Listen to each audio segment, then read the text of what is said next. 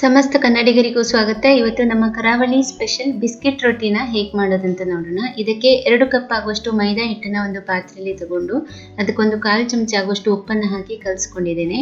ಈಗ ಇದಕ್ಕೆ ಬಿಸಿ ತುಪ್ಪ ಸಾಧಾರಣ 3 ರಿಂದ 4 ಚಮಚ ಆಗುವಷ್ಟು ಹಾಕಿ ಅದನ್ನು ಕೂಡ ಚೆನ್ನಾಗಿ ಕಲಸಿ ಬ್ರೆಡ್ ಕ್ರಮ್ಸ್ ಹೇಗಿರ್ತದೆ ಆ ಹದಕ್ಕೆ ಅದನ್ನು ತರಬೇಕು. ನಂತರ ನೀರು ಎಷ್ಟು ಬೇಕೋ ಅಷ್ಟು ಹಾಕ್ಕೊಂಡು ಇದನ್ನು ಚೆನ್ನಾಗಿ ನಾದ್ಕೊಂಡು ಕಲಿಸ್ಬೇಕು. ಹಿಟ್ಟನ್ನು ರೆಡಿ ಮಾಡ್ಕೊಳ್ಬೇಕು. ಈ ಹಿಟ್ಟನ್ನು ಸ್ವಲ್ಪ ಗಟ್ಟಿಯಾಗಿ ಇಟ್ಕೊಳ್ಬೇಕು. ಚಪಾತಿ ಮಾಡುವಾಗ ನಾವು ಮಾಡಿದಷ್ಟು ಮೆತ್ತಗೆ ಮಾಡೋದೇನು ಬೇಡ. ಇದು ಮಾಡಿ ಆದ ನಂತರ ಇದನ್ನು 1 ಗಂಟೆಗಳ ಕಾಲ ಹೀಗೆ ಬಿಡಬೇಕು. ಹಾಗೆಯೇ ಸ್ಟಫಿಂಗಿಗೆ ಅಂತೇಳಿ 2 ಚಮಚ ಎಣ್ಣೆನ ಬಿಸಿ ಮಾಡಿಕೊಂಡು ಅದಕ್ಕೆ ಒಂದು 5 ರಿಂದ 6 ಕರಿಬೇವಿನ ಎಲೆ, 1 ದೊಡ್ಡ ಚಮಚ ಉದ್ದಿನ ಬೇಳೆನ ಹಾಕಿದ್ದೇನೆ. ಇದನ್ನು ಸಣ್ಣ ಉರಿಯಲ್ಲಿ ಸ್ವಲ್ಪ ಹುರಿದುಕೊಂಡು 1 ದೊಡ್ಡ ಚಮಚ ಆಗುವಷ್ಟು ಸಣ್ಣಗೆ ಹೆಚ್ಚಿದ ಶುಂಠಿಯನ್ನು ಹಾಕಿದ್ದೇನೆ. ಇದನ್ನು ಕೂಡ ಚೆನ್ನಾಗಿ ಹುರ್ಕೊಳ್ಬೇಕು. ಸಣ್ಣ ಉರಿಯಲ್ಲಿ ಹುರಿತಾ ಇದ್ದೇನೆ. 4 ದೊಡ್ಡ ಚಮಚ ಆಗುವಷ್ಟು ಸಣ್ಣ ರವೆ ಹಾಕಿದ್ದೇನೆ. 3 ಚಮಚ ಆಗುವಷ್ಟು ಕಡಲೆ ಹಿಟ್ಟು ಹಾಕಿದ್ದೇನೆ. ಈ ಬಿಸ್ಕಿಟ್ ರೊಟ್ಟಿಗೆ ನಾವು ಒಳಗಡೆ ಮಾಡುವ ಸ್ಟಫಿಂಗ್ 2-3 ಬಗೆಯದ್ದಿದೆ. ಒಂದು ವಿಧಾನ ನಾನು ಇವತ್ತು ತೋರಿಸ್ತಾ ಇದ್ದೇನೆ. ಉಳಿದ ರೀತಿನ ಮುಂದೆ ಸಮಯ ಸಿಕ್ಕಾಗ ತೋರಿಸ್ತೇನೆ. ಈಗ ಇದಕ್ಕೆ ಒಂದು ಚಿಟಿಕೆ ಆಗುವಷ್ಟು ಅರಿಶಿನ ಪುಡಿ ಕೂಡ ಹಾಕಿದ್ದೇನೆ. ಹಾಕಿ ಚೆನ್ನಾಗಿ ಕಲಿಸ್ಕೊಂಡಿದ್ದೇನೆ. ಈ ರವೆಯ ಹಸಿ ವಾಸನೆ ಸರಿಯಾಗಿ ಹೋಗಬೇಕು. ಚೆನ್ನಾಗಿ ಹುರಿದ್ಕೊಳ್ಬೇಕು ಸಣ್ಣ ಉರಿಯಲ್ಲಿ. ಮತ್ತು ಕೊನೆಯಲ್ಲಿ 1 ಕಪ್ ಆಗುವಷ್ಟು ಫ್ರೆಶ್ ತೆಂಗಿನ ತುರಿನ ಕೂಡ ಹಾಕಿದ್ದೇನೆ. ಇದನ್ನು ಕೂಡ ಚೆನ್ನಾಗಿ ಕಲಿಸ್ಕೊಂಡು ಒಂದು ಅರ್ಧ ಚಮಚ ಉಪ್ಪು ಮತ್ತು 1 ಚಮಚ ಸಕ್ಕರೆ ಪುಡಿ ಮಾಡಿಕೊಂಡು ಸಕ್ಕರೆ ಪುಡಿಯನ್ನು ಹಾಕಿದ್ದೇನೆ. ಸಕ್ಕರೆ ಪುಡಿ ಹಾಕೋದು ಆಪ್ಷನಲ್. ನಿಮಗೆ ಪೂರ್ತಿ ಅದು ಒಳಗಡೆ ಸಿಹಿ ಸ್ಟಫಿಂಗ್ ಬೇಡ ಅಂತಿದ್ರೆ ಸ್ಕಿಪ್ ಮಾಡ್ಬೋದು. ಹಾಕಿದರೂ ಕೂಡ ತಿನ್ನಲಿಕ್ಕೆ ಚೆನ್ನಾಗಿರ್ತದೆ.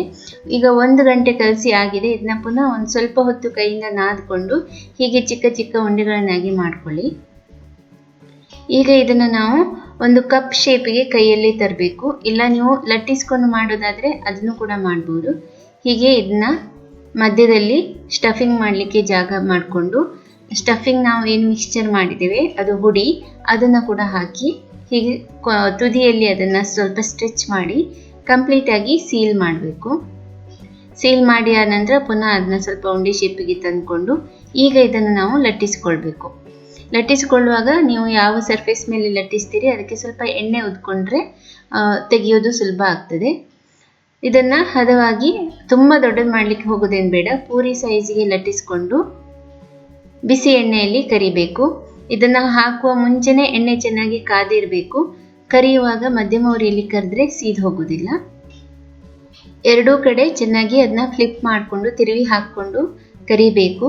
ಉಬ್ಬಿ ಬಂದಿದೆ, ಪೂರಿ ಥರನೇ ಉಬ್ಬಿ ಬರ್ತದೆ. ಮತ್ತು ನಾವು ಲಟ್ಟಿಸುವಾಗ ನಿಧಾನಕ್ಕೆ ತುಂಬ ಪ್ರೆಷರ್ ಹಾಕ್ದೇನೆ ನಿಧಾನಕ್ಕೆ ಸರಿಯಾಗಿ ಲಟ್ಟಿಸ್ಕೊಳ್ಬೇಕು.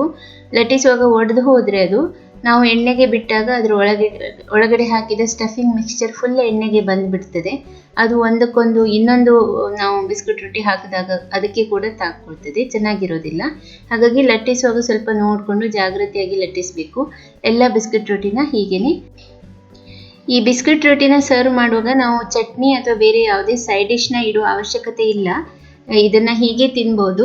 ಬಿಸಿ ಬಿಸಿಯಾದ ಕಾಫಿ ಅಥವಾ ಟೀ ಜೊತೆ ಸರ್ವ್ ಮಾಡಿದರೆ ಈವ್ನಿಂಗ್ ಸ್ನ್ಯಾಕ್ಸ್ ಟೈಮಿಗೆ ಚೆನ್ನಾಗಿರ್ತದೆ ತಿನ್ನಲಿಕ್ಕೆ. ನಮ್ಮ ಕರಾವಳಿ ಸ್ಪೆಷಲ್ ಬಿಸ್ಕಿಟ್ ರೊಟ್ಟಿ ಹೇಗೆ ಮಾಡೋದಂತ ತೋರಿಸಿದ್ದೇನೆ. ನಿಮಗೆಲ್ಲ ಇಷ್ಟ ಆಗಿದೆ ಅಂತ ಭಾವಿಸ್ತೇನೆ. ಇನ್ನೂ ಹೆಚ್ಚಿನ ರೆಸಿಪಿಗಾಗಿ ನಮ್ಮ ಚಾನಲ್ನ ಸಬ್ಸ್ಕ್ರೈಬ್ ಮಾಡಿ ಅಂತ ಕೇಳ್ಕೊಳ್ತೇನೆ. ಧನ್ಯವಾದಗಳು.